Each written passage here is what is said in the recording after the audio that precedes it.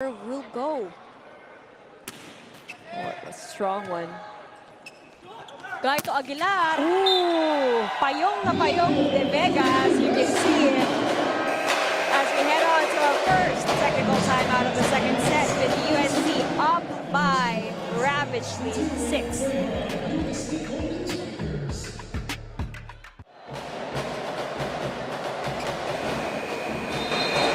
Back in the Phil Oil Eco Oil Center, big quality volleyball for this second round of the men's volleyball tournament. UST takes full control as they lead by 4 points. You know, before we had that break, of course, viewers weren't able to see, but it was so nice to see because the point before this serve was actually a block from De Vega. And I like how it was in the sidelines. No? Nung umusod sila sa sideline, may konting acknowledgement. Hindi konti, may acknowledgement talaga na ang ganda ng ginawa mo. I guess those little moments, it boosts the morale of the players. It's very nice to see. It definitely also affirms what we were thinking about earlier, na si De Vega, isa siyang hitter, but in the blocking department as well, you see them shining. And for now, siguro, no, especially for the Adamson fans out there, we are looking to see paano maididikit ng Adamson yung kanilang score. It's been a challenge with UST really dominating the attacks. Likewise, blocking.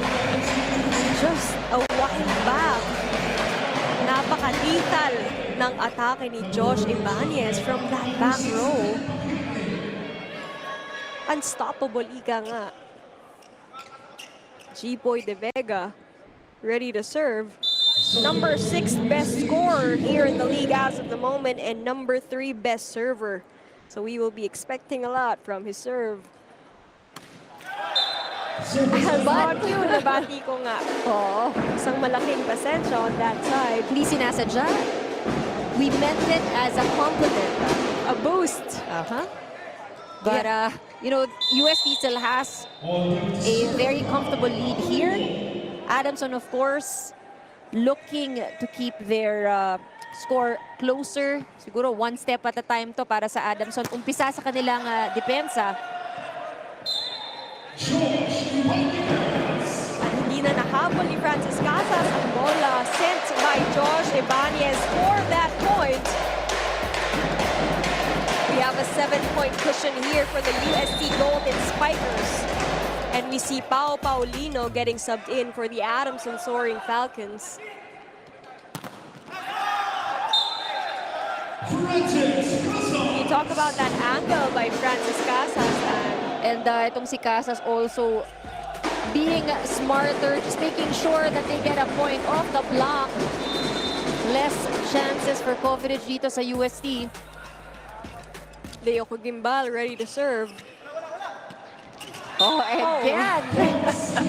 And that was a good dunk by our setter here on the side of the yellow shirts, Dox Yambao. A quick and easy kill. Nakikita natin yung sinasabi ng UST na basta patayin agad-agad. In any way possible, just do your smartest. Oh, but a net violation called on UST.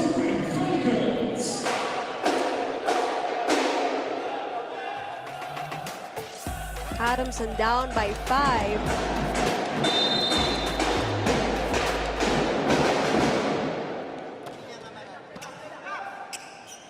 And talking about Josh Ibanez, what can a rookie of high caliber achieve in the next coming seasons? You know, I think I did mention this in the women's coverage. We have a lot of rookies or a lot of young players this season na talagang very impressive yung performance. And you know, looking at them here in this season, even dito sa men's, we have a lot to look forward to in the next few years. I mean, it's a good roster of rookies that has joined us. And kailangan lumalaban, may laban. They're showing us that they do deserve the spot. And definitely, the fans were missing that back row attack from De Vega. Very powerful one at that. We have Josh Ibanez serving. Alegre to Ned packing, and that works. making himself known here in the second set.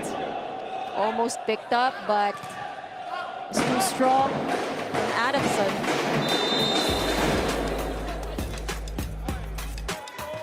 Francis Casa serving. At napakabilis na naman noon from Popo kay Colinares. Hindi mo mapapansin, pero nakascore na siya agad.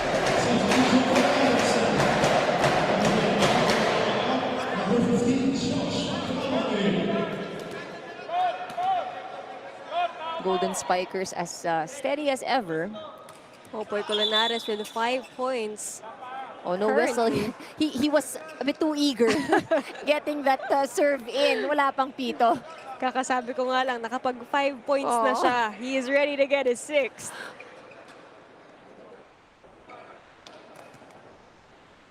Just a mistake forgivable for his Now there you instrumental go. moves.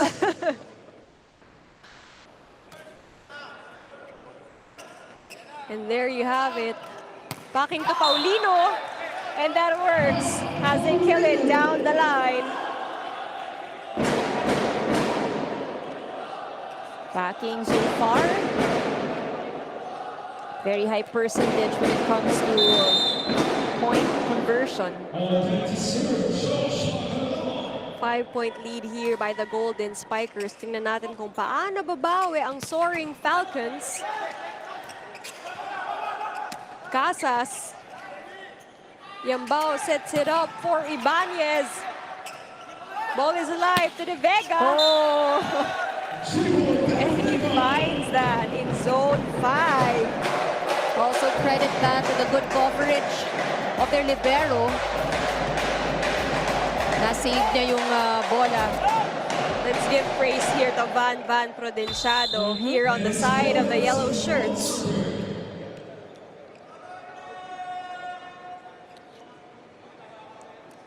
Loren Signoron ready to serve. And that is overcooked.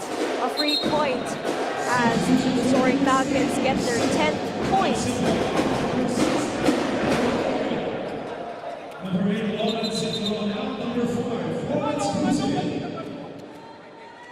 And we see here the team captain of the UST Golden Spikers, Lawrence Cruz, for the first time here in this game. On the other side of the court, we have Carlo Pipoy Alegre as the setter now for the Soaring Falcons. Good setting there.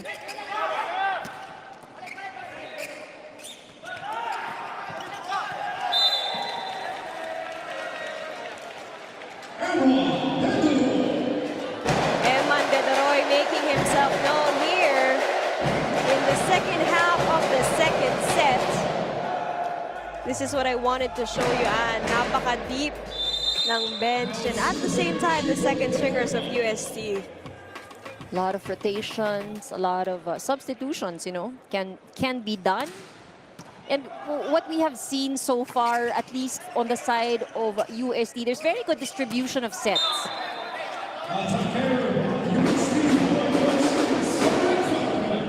Ganda ng flexibility ni Lawrence Cruz as a setter. UST calling their plays. Cruz calling the plays right now. Paulino already on deck to serve.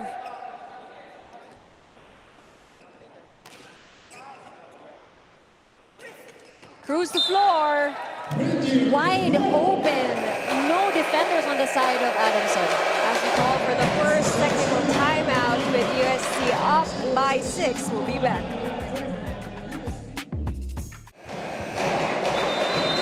We are back here in the second half of the second set here in Phil Eco Oil Center. And if you've just turned on your screens, Alexis inside here at your service with my partner, Ana Julia Panda. We have here the Golden Spikers leading the charge.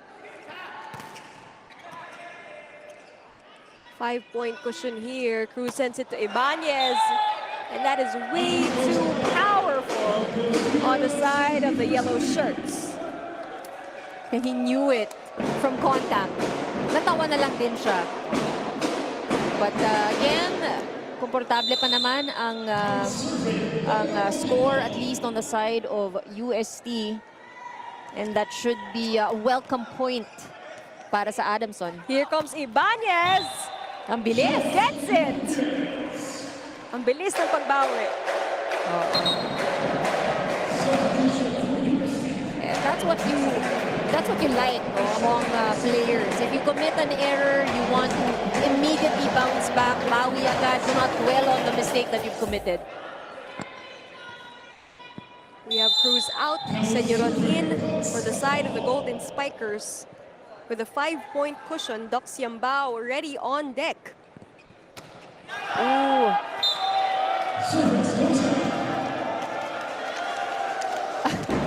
With a bit of easing on the side. Oh. And I love how they just laugh it off. You cannot relax or be too complacent. But I guess you gotta appreciate how it's not very tense, no, on the side of UST, despite these errors as Ibanez. It's so quick, yet it's so powerful. Josh Ibanez, number 2 scorer here in the UAAP Season 85 Men's Volleyball Tournament. Golden boy indeed. Unofficial count, 4 Alegre points Tucasas. in this set for Ibanez.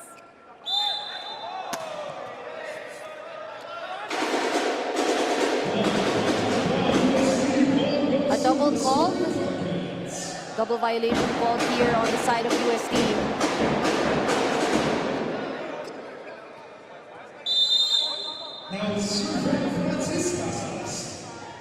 Adamson is now just down to 4.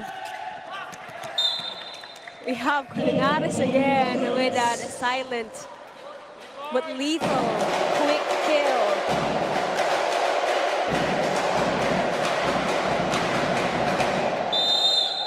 Unofficial count as well. 7 points for Popoy Culinares.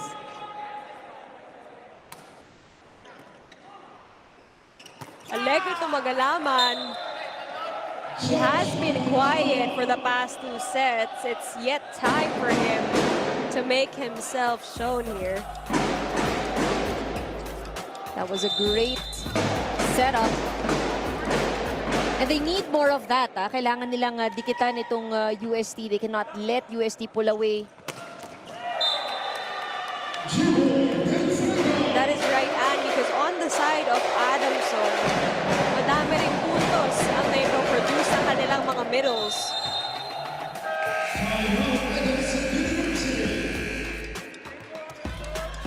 As we head on to our timeout as Coach Oji Mamon talks things over. Happy birthday sa. Sabi mo happy birthday sa para cellphone na. Happy birthday na.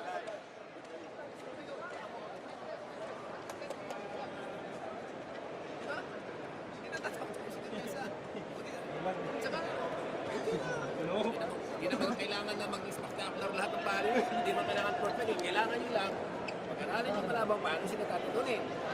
In short, ang nangyayari kasi, umaasa tayo sa laro ng kalaban. Diba, trabaho natin?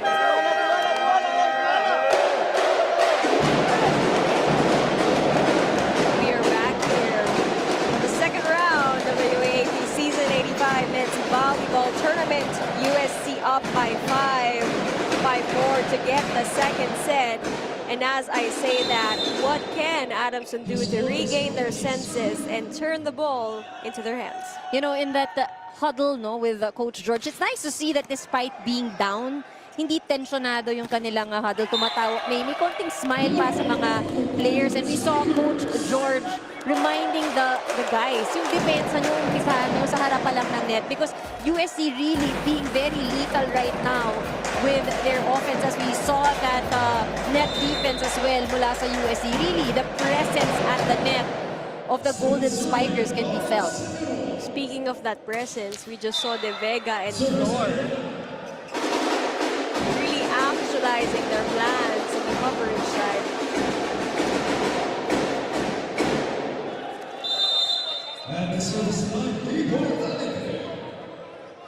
Adamson down by 6.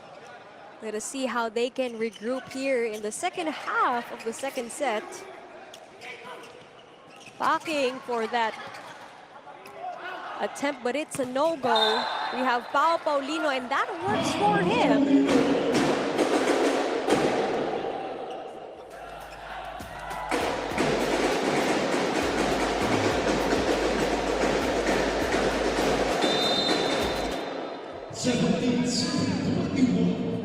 Carlo Alegre ready to serve.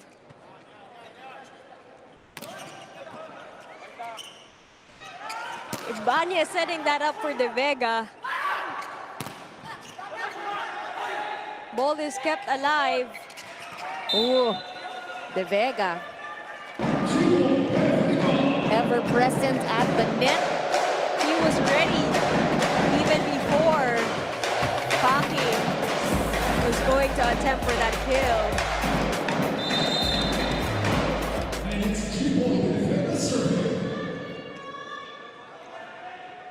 22-17. 2 more points till they get their set point. Alegre to Paulino. Ooh. That is victorious for the side of the blue shirts, as they cut the lead down to 4. Sabi nga ni Coach George Pascua, hindi pa tapos yung laban hanggang sa mag-25th point, so they gotta keep going. Definitely, and right now, kita natin lumalaban itong Adamson. But again, 1 point at a time, they have to minimize their errors. Because UST, just like that from Ibanez, will definitely find ways to score the point. And I love and how these players on the side of UST are scoring in different creative ways.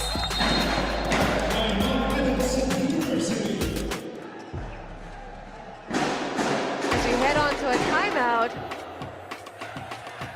for Coach George Pascua.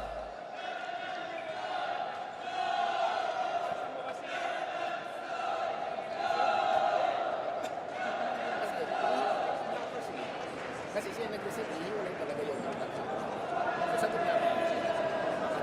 Then, do the combination. So, nandun pa rin yung block. So, magdi-design ka ng play move. So, kaya ng block. And then, yung iba, We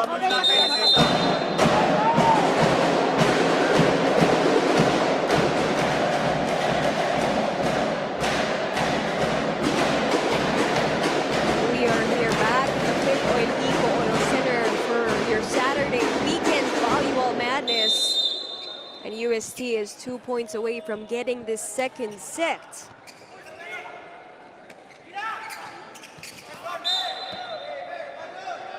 Just as we spoke about how UST is trying to score in many different ways, Adamson does just that. Minsan di mo kailangang pahirapan para makakuha ng puntos. Adamson just really looking at where there's no defenders on the side of UST. Kugimbal to serve. Yamba Tapopoy Colinares, who has been smiling all set long. Why not? It has been, look at that, very productive para dito kay Colinares. Most of the sets given to him, talagang he is able to turn into points. At hindi matanggal yung ngiti. Nasabunutan pa ni Gipoy De Vega in Nag-score na nga. appreciation. But that was a beautiful setup from Alegre to Paki.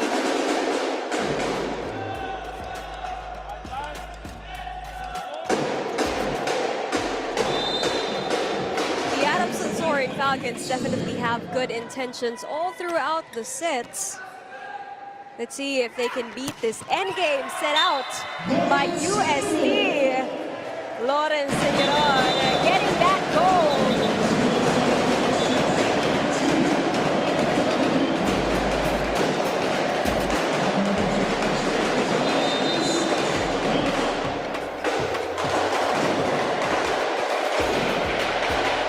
The Golden Spikers roaring their way through with 25-20 with a 5 possession.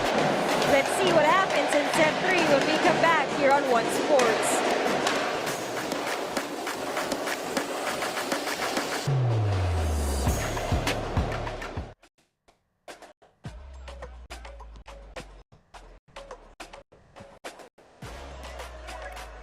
Oil Eco Oil Center in San Juan City. The passion doubles the second round. More so, the effort of the Adamson Soaring Falcons for this incoming third set.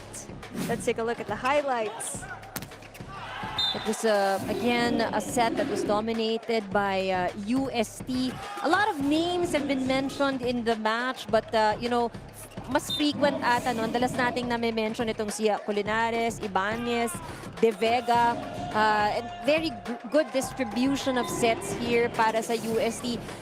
Adamson tried, you know, they tried to keep in pace with UST, but like what we had mentioned, ang kailangan focusan talaga bukod sa kanilang depensa at passing, yung kanilang scoring or their offense. As we look at the numbers, where it really is glaring, Alexis, that in terms of offense, UST continues to dominate with 19 points. Ang Adamson 10 lang ang naiproduce in that last set. And I guess what made a big difference as well bukod sa offensa is that blocking at the net dominated by UST.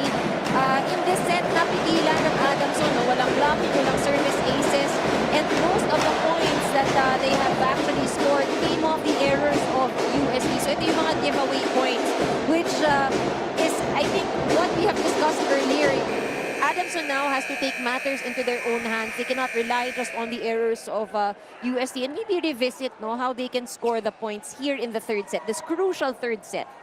Definitely, you were talking about them who should not be dependent on only the errors of the opponent, but also taking full control, especially with their attacking department. They were down by 9 in terms of attacks, 19 serving instead.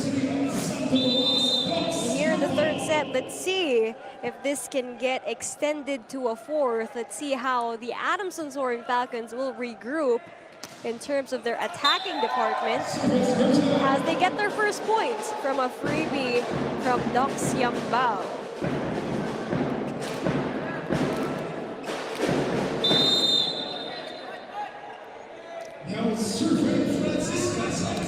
Precision, staying within the system, maturity, that is what both coaches are asking from these two teams.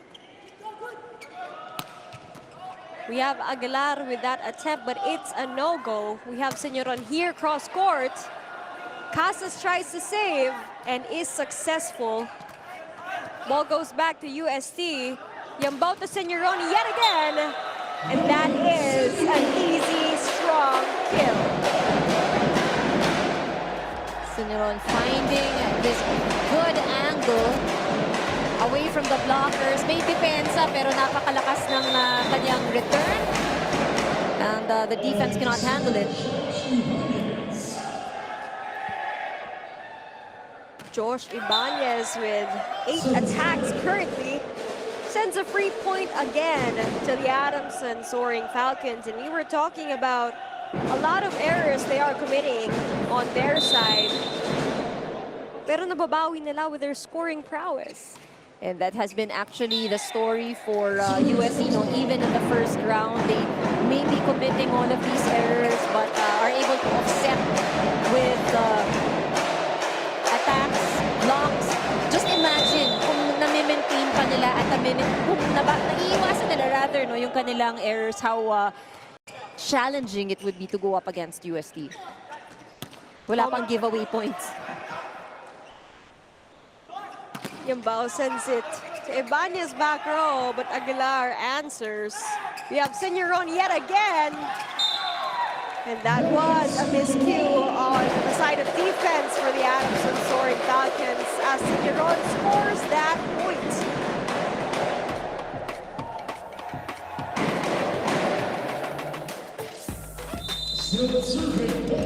As Coach George Pasqua is saying, there is no time for errors here on this crucial set if they want to get it extended to a fourth. That's why we say this is a crucial set para sa Adamson. Popoy Culinares, the star of the show for the past 2 sets, is now on deck, ready to serve.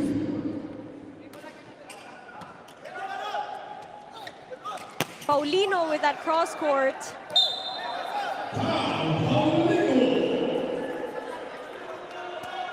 And that is instrumental for the Soaring Falcons. We have Jude Aguilar getting a little bit quiet here on the side of the blue shirts.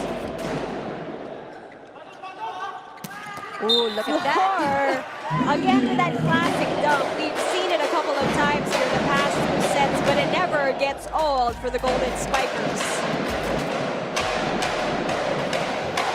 Great execution in the middle para kay Flor.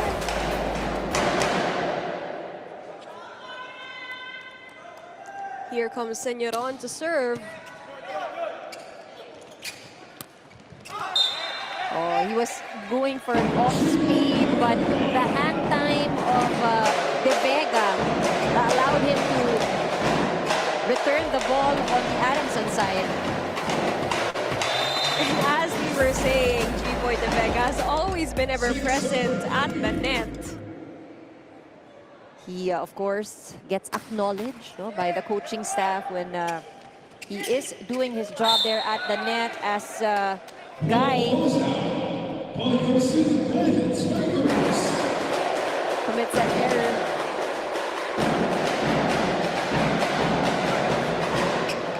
We have Carlo Pipoy Alegre inside the court. And Ned backing as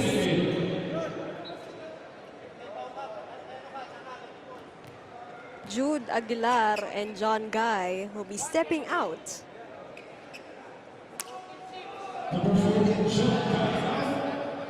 Number 6, Let's see how this rotation under Coach George Pasqua will work for the Soaring Falcons in this 3rd set. 4-point cushion for the Golden Spikers. Alegre to Paulino. Good save there by Señoron. Solid solo block there by Rainier Floor as we head on to our first technical timeout with USC taking full charge, up by 5. Welcome back, UAAP fans. It's your weekend volleyball madness at the Phil or Eco Incinerate San Juan City. Alexis and Zaire together with Andrew Muyakanda at your service.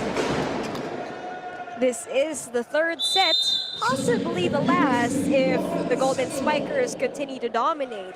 But let us see here in the Soaring Falcons if they can change their ways in the attacking department. And Doxiambao, not only a setter, but also an instrumental attacker. Look at him go for that second ball.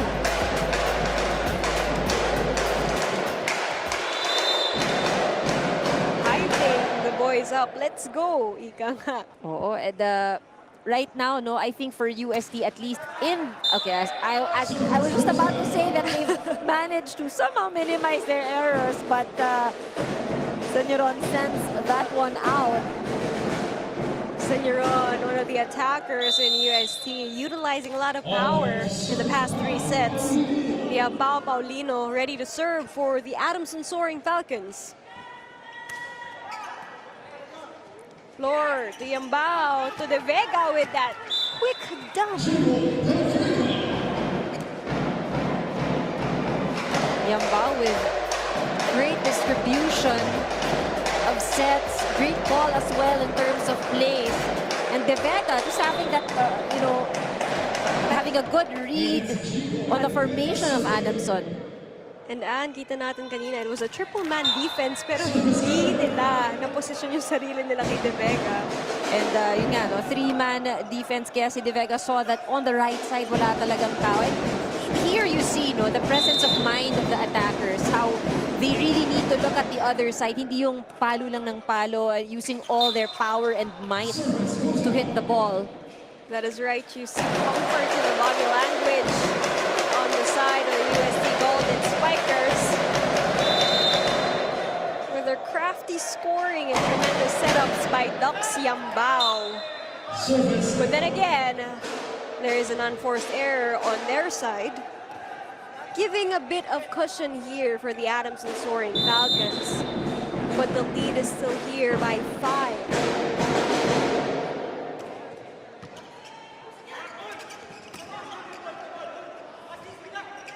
Alegre to packing. Ibanez.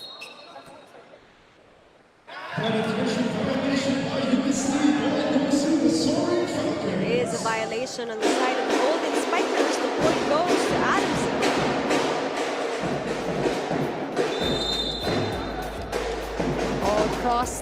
He crossed the other side. That's Ibanez.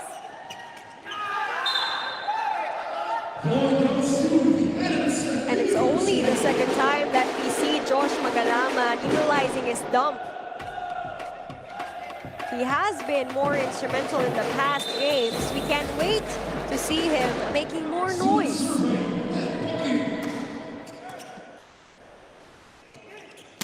Ooh, that one is out. UST slowing down a little bit here in the third set, committing these errors.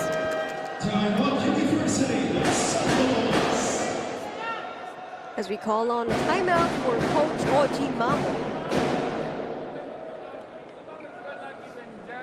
Yung tatlong blocker, walang kahirap, walang ka-effort.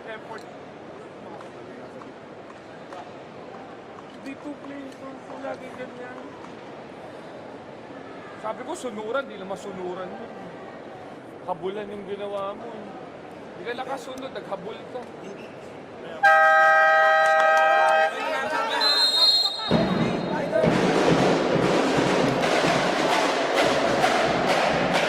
Adamson Soaring Falcons cutting the lead down to 2.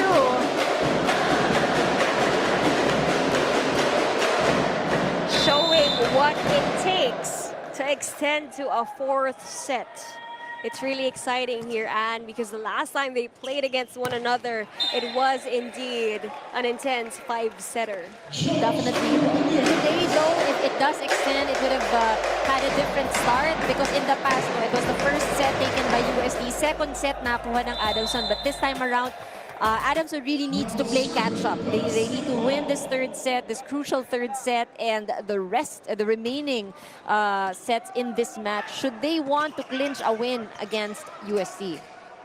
And in the meantime, Takeda gives it to Casas, and it works for them. The lead is still down to 2. It's getting closer. Better than the usual leads that UST has been giving for the past sets. I guess also a wake-up call here for UST that you cannot relax. You cannot relax despite winning the first 2 sets. Adamson still not out of the game.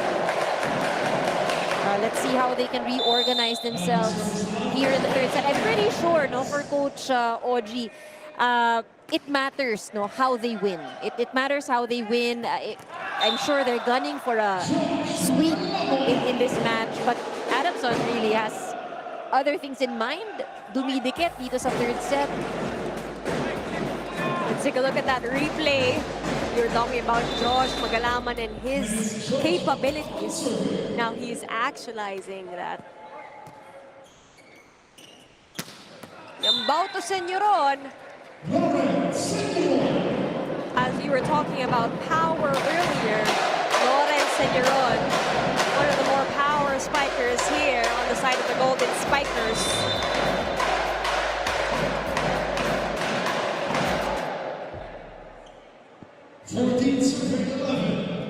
Popoy Colinares ready to serve. Alegre to packing. That was indeed an attack error. The point goes to the yellow shirts. 4-point cushion here for the Golden Spikers. Francis Casas telling the boys in blue to maintain their composure.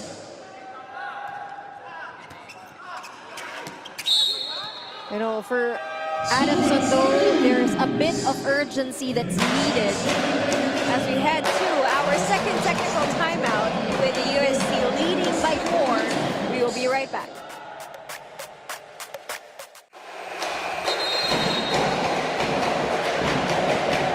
We are here on the second half of the third set here at the Viloy Eco Oil Center for your Saturday quadruple header for the UAAP Season 85 Men's Volleyball Tournament.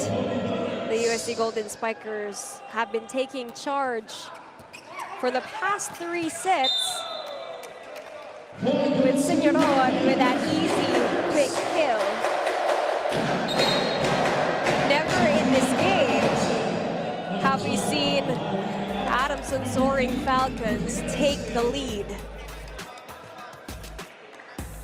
The closest they've been to the UST Golden Spikers is down by 1 point. And we see the yellow shirts domineering in all departments. Let's see if the Adamson Soaring Falcons can regroup on this very crucial second half. Yamboto Ibanez, backing was there. Alegre to Gutierrez, Yambao was there. De Vega for that kill, and he gets it.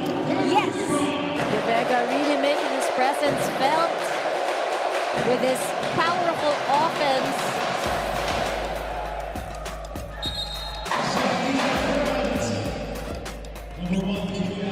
And here on the side of the Soaring Falcons, we have Jude Aguilar and John Guy as Ned Backing and Carlo Pipoy Alegre steps out of the court. Still serving for UST. UST with a 7-point cushion. 2 more points to get their 20th and 5 to get this third set and their first victory of the second round.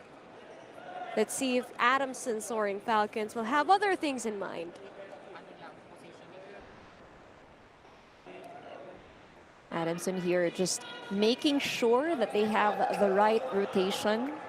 Again, that is allowed, of course. You wouldn't want a rotational fault. And it's crucial to ensure themselves that they are of no fault. Quite a huge deficit here for Adamson. Gaito Aguilar with a soft touch. Yambao to De Vega with that strong touch as well. De Vega delivering the goods here for UST.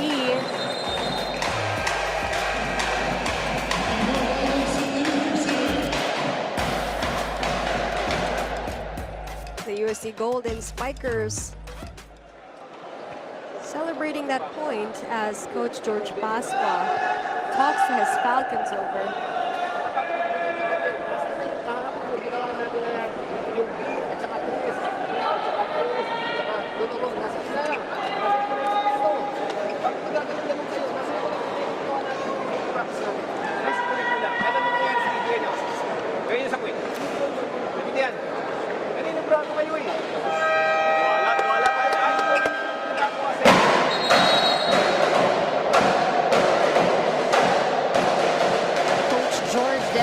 Unhappy with what he is seeing from his team in today's match. Of course, sinasabi nga natin, ano, kailangan na, this is all of the learnings you take in, the expectation of the coaches. Of course, yung paangat din ang inyong laro. But, syempre, this team is learning, but likewise, their opponent is also stepping up their game and, not making it easy for them today.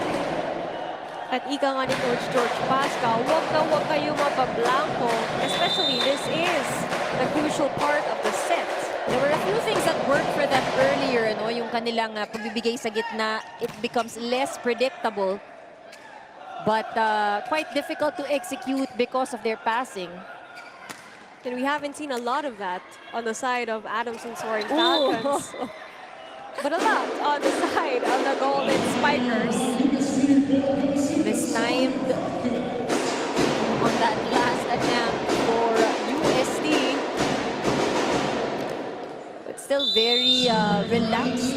No tension, no pressure dito sa side ng UST because they have such a comfortable lead at this point. But Senyoron, excite ng konti. That was such a difficult angle. Very little space to work with for Senyoron in gunning for that down-the-line attack. So you'll be waiting for his right execution of that very crafty intention. Ibanez to Yambao to floor as he is reintroduced here in the court as Colinares will be stepping out.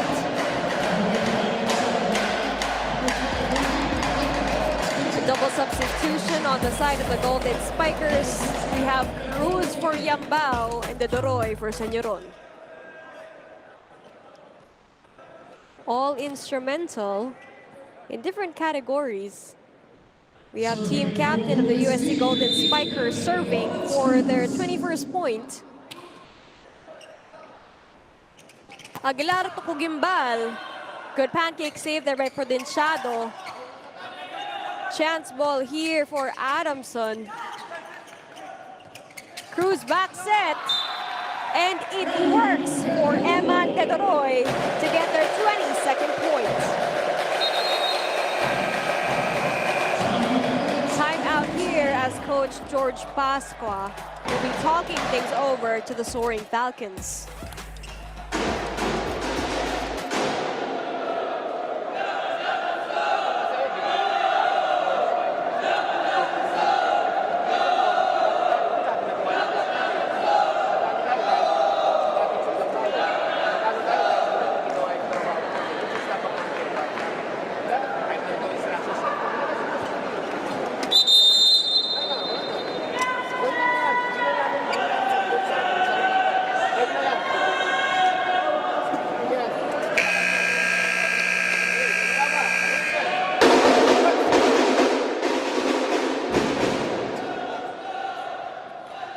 We see here Adamson is down by 9. This is the biggest gap yet between the Golden Spikers and the Falcons. There's a lot of urgency for Adamson to step up. Right on cue, we have John Guy with that powerful attack. The lead is now cut down to 8. Still a huge deficit as the Golden Spikers have 3 left to get this set. Combination play, and it works again for Emma De Doroy. Same pattern. All smiles here for the Golden Spikers. We have Season. His first time inside the court as De Vega steps out. De Vega has had a good showing in this game. Good overall performance. Fans excited for Ivan Seasons. Show up here in the third set. Ooh, Powerful by Leo Cogimbal. You know, that was, I think, one of the asks of Coach George, ano, yung kanilang mga plays sa gitna. Lower sets, faster plays. And it does work for Adamson. And that will be reliant on good passing, as you said, Anne. Now, let's see what return USD has.